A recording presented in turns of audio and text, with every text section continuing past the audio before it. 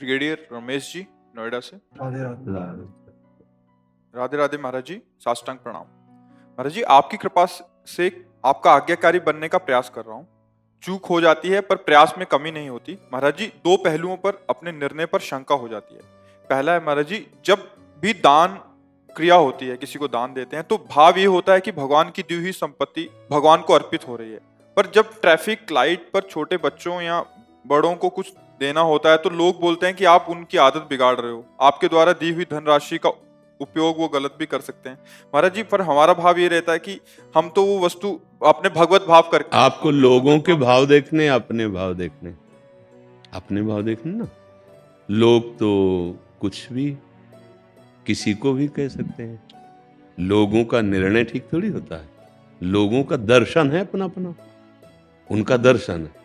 जैसे एक लोग ने कहा कि अगर कोई भूखा तड़प रहा है तो उसका प्रारब्ध है, अगर आप भोजन दोगे तो उसके प्रारब्ध में बाधा पहुंचा रहे हो। कैसा दुष्ट निर्णय है, मतलब कैसा दुष्ट निर्णय है उसका। अब अपने निर्णय में खुशी है। हमको इन बातुल भूत विवश मतवारे, ते नहीं बोले ही बचन विचारे, तिनकर कहा सुनी नहीं काना। बात मानी जाती ब्रह्मज्ञ, जो भगवान के तत्व का ज्ञान रखने वाले उन महात्माओं की बात मान।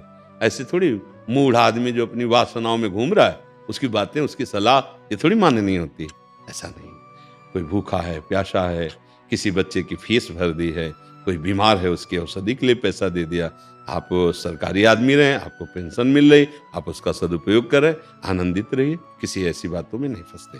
दूसरी बात महाराज जी, दूसरा पहलू है कि पूजा की सामग्री जैसे फूल वस्त्र आदि का विसर्जन के बारे में है। यमुना मैया और नदियों में निषेध है, इसलिए हम इस सामग्री को सुरक्षित स्थान पर मिट्टी खोदकर छोटे से। बहुत सुंदर, हाँ, पर वो ऐसी जगह नहीं कि सबके पैर पड़े। जैसे यमुना जी के ऐसे किनारे पहुंच जाइए और वहीं मान लो आपको जल में नहीं डालना, एक हाथ दूर ऐसे खोद दिया अच्छे से और ऐसे करके ऊपर से यमुना जल छिड़क दिया, प्रणाम। अब जब यमुना जी की बाढ़ आएगी तो सबसे हो जाएगा।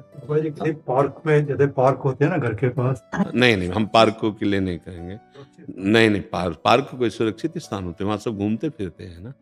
तो यमुना का पावन तट है, तो हम यमुना के पावन तट या गंगा के पावन तट या किसी विशाल पवित्र सरोवर के तट पर हम खोद करके और अंदर डाल देते हैं और प्रणाम कर लेते हैं। अब उसके ऊपर कोई चले हमारी बात, हम तो उनको पावन जगह पर। पार्क कोई घूमने फिरने का स्थान हो, कोई तीर्थ नहीं है, वो कोई पावन नहीं है।